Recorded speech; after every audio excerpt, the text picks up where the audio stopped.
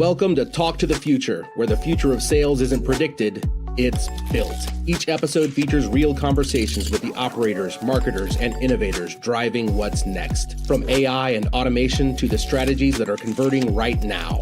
No fluff, just what's working. All right, this is Mr. Bigley here from Las Vegas at LeadsCon. I'm here with Ed Payne from Connection Holdings, the illustrious Ed Payne, who has more companies than pretty much anyone else I think I know. So I'd love to learn a little bit more about how you got started in all of this. Well, what was your background? Just how did you get into it? Yeah, maybe more companies than anyone you know, but not more successful companies than anyone you ever know.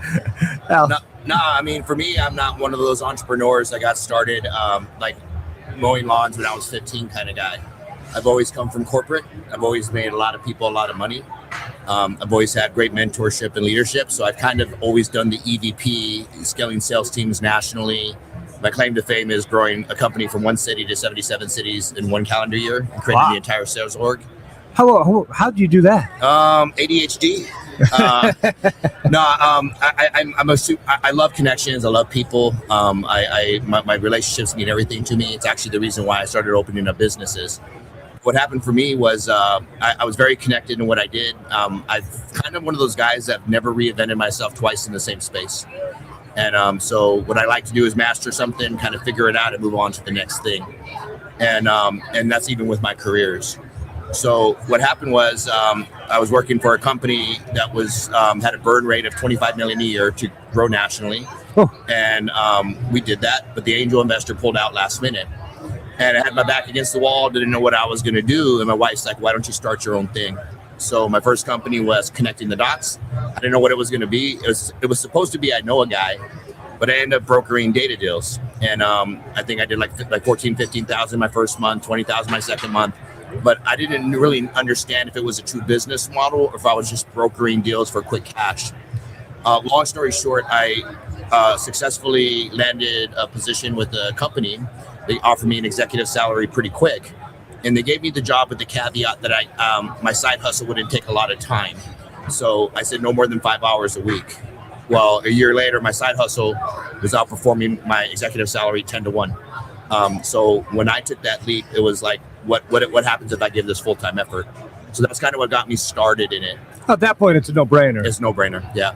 So I wasn't like risk adverse. It was just kind of, I just had so much money coming in, I didn't know what to do with it.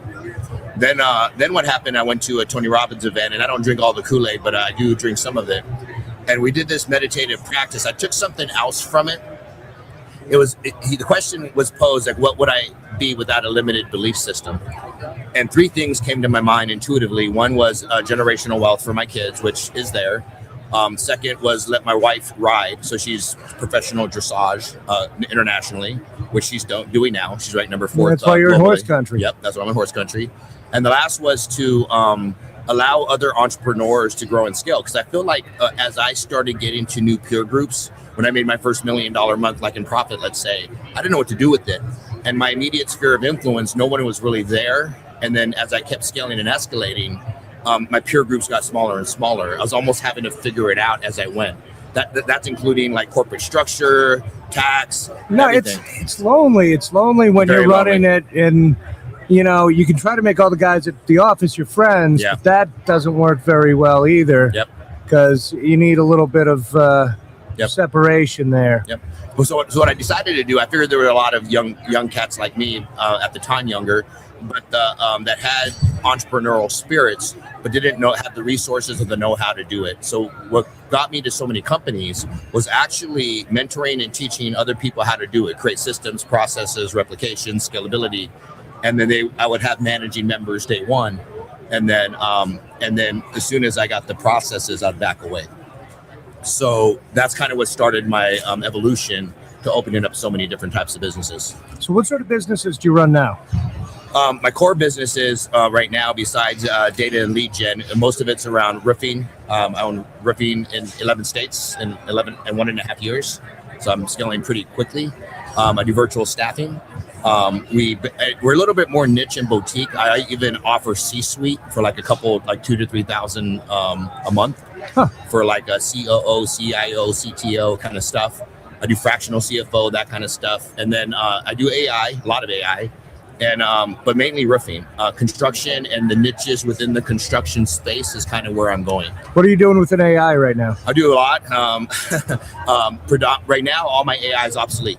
I have lead nourishment, like kind of like a Hatch kind of product. Yep. And I have marketing AI. But now with agentic or AGI, things are just changing so quick. So now all of a sudden I'm running entire back-end systems, processes, flows for my entire operational, anything from AdWords to account APAR to basically all I really need now is my C-suite and my mid-management, and most of my admin or administration kind of duties are done AI. So pretty much everything is being managed with AI in your business right now, for the most part, at the ground level at least. Yes. So basically, already with my my staffing company, my COGS were already, or my operational costs were already reduced by 80%. Right now, it's even more. So now the risk adverse, the slow seasonality, the ability to reinvest back in my companies is just getting, the margins are getting better and better. How many people do you have? Which company? All together? I don't know, probably a few hundred collectively. A few hundred collectively? Yeah. And all of these are run lean and mean using technology to scale. So this is kind of the thing I'm going to. So that's why all the PE money is in this, right? The PE, I kind of follow trends. I don't know if I'm a trend setter, but I'm definitely understand the trends. Yeah, I like taking other people's good ideas too. Yes, 100%. And but also like it's almost like lead gen. It was been very kind to me. I love it. But the margins are getting smaller. It's getting harder. Everyone thinks they're a business owner. Unless you have a unique offer, you're the direct buyer or you're the publisher. It's getting harder and harder to make the numbers work. Yep. Right. What used to be a 12% EBITDA business is now a 4% EBITDA business, and then some months going lower. Yes. So for me, if I'm an investor and I wouldn't buy into this business, why am I putting so much effort and concentration in it? So I can't be so attached to a business to not adapt new ideas and principles. Like that's what our whole economy is about. Our whole revolutionary kind of mindset, right? Cast out old ideas for an adoption of new. So I think as a business owner, you can't be so married to a product that you're not willing to shift and turn with the tides. Yeah. What's next for you? Next is the exit. I've adopted a philosophy is don't start a business without the end in mind. It's like Socrates talking about going to war, right? If I'm in Afghanistan or Iraq, what does it mean to be there? What does victory look like? If I can't identify it, I just occupy a country for 20 years, leave, nothing happens. It sounds like a good strategy. We should try that. Yeah, so I reverse engineer it. Yeah. So within the next 2 years, I'm going to start the 21 steps to exit, which I follow EOS principles. And then after that, it'll probably be HVAC. Or I think it's either HVAC or what I kind of want to do is step into companies as a CEO. Don't pay me, just give me equity into the growth that I do for the business. What sort of company would you step into? What would you look for? For me, I'm more passionate about the people. I think for me, if I find the right culture and people and whatever, because at this point, I think you can get to a point in your career where your money starts working for you, right? And it's actually my best income right now is my residual. It has nothing to do with like what I'm generating, even with my other entities. So residual, like just money in the stock market, stock, short-term investment, bridge loans, 3-month, 12%. Like when you start talking about like $1 million block kind of stuff, where you merge with different buyers and get short-term gains, and just have your money work for you, right?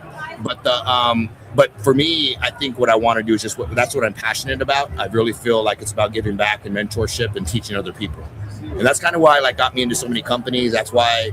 My people, I love, I adore, and that's what I'm passionate about. I can care less about the widget. I don't care about roofing. I don't care about AI. I care about my people and making a lasting impression when I'm gone. How do you make a lasting impression on those people? I mean, it's basically about shoulder to shoulder, man. Iron sharpens iron, Solomon, right? It's giving back, man. It's not being too great, not remembering where I come from. Remember that I'm not no better, no worse than anyone else. And it's like I'm here because people took the time to teach and nurture and develop me. And I feel a duty and obligation to give back to the next generation, man. It's fantastic. So, Ed, where can everyone find you? If you're talking about selfish motives, you can either get me on my podcast. My last name's Payne. It's called Pain Points, talking about the pain points of developing and teaching business owners how to grow and scale. But as far as the selfish plug monetarily, I own a company that I'm pushing right now called Roofs in a Box. It's roofsinabox.com. We basically help construction companies grow and scale through SOPs, through processes, through hiring. I basically give away the keys to the kingdom and show people how I did it and give them the same resources I've done to scale. Really? Yeah. You're giving it all away? Not giving it away. I sell the product, but it's most people don't know how. They can't get out of their own way. Most of the entrepreneurs I get are people stuck in like the 3 to 10 million a year kind of income. And they don't know how to make the next leap or have the infrastructure to grow to the 20 to 50 mil. What's your top tip for getting people unstuck that are in that range? First thing is systems. I always say companies fail for 2 reasons. It's people or process. And the problem is if you don't have the right processes, you can't hold the people accountable for which they hold, right? The position they hold. But if you have the processes, it puts a flashlight on where the holes in the company are. Right. Most companies, what they do is that they get to a level and they kind of adapt their org chart to fit their skill sets versus hiring to fit the org chart. And I think that's one of the biggest issues with small business is that they can't get out of their own ways to scale, or they need a body, or they don't have defined roles, or they manipulate roles because this person doesn't quite have the skill set, but they kind of shove them into that square hole. That's what they got. That's all they got. So I think a lot of business owners know what they have to do. But sometimes getting a third party perspective puts a flashlight on what they need to do. So first and foremost, I think it's that. I think it's organizational flow processes, and then after that, sky's the limit. How do you get people to stick to the process? Well, you have to get buy-in. I think business owners are sometimes the most guilty of it. You know, either laziness. Like if I go to a bookkeeper and they report to my CFO, the bookkeeper is going to stop what they're doing in their tracks because the owner of the company just asked them to do something. So sometimes I go for the path of least resistance because I want the answer now as a business owner. Yep. Or secondly, I don't trust, right? Is that the person there, I know they're not right. So I almost backfill their lack of skill. Go right to the source. Yeah. Right to the source. Yeah. To make sure it happens, because no one's going to do it the way I do it. And that's a process issue. Right. So, and I think most business owners, what happens is you just start getting into it because you're good at something, but you're not good at running a business yet. And then you're spending all your time in the weeds. Yeah. And so that's what I think. I think what we need to do, even for myself, right? Know my limitations. My favorite definition of humility is the honest appraisal of my limitations and liabilities, being right sized, right? And I think we just have to know our own inefficiencies, because then we can hire to fix those things. I'm trying to replace myself in every role this year. Yep. Except for maybe podcast host, but Yep. I might even replace that. Yep. So I my biggest company right now, my biggest companies, I no longer have a role in. Really? Yeah. So the biggest ones, they're so successful and they're running so well that you're not involved at all. You just get a report at the end of the month. I'm on the board. You're on the board. Yeah, so I run their quarterlies. Quarterly meetings. I help facilitate direction and whatever. But yeah, I mean, the reality, once again, I always say, are you a business owner or a business operator? The business needs you to succeed. You're a business operator, which isn't bad. When companies are growing and scaling, that's the American dream. I'm not even saying it's wrong. I'm just saying that a lot of times what happens with limited belief systems or even perspective is that people can't see past what they know.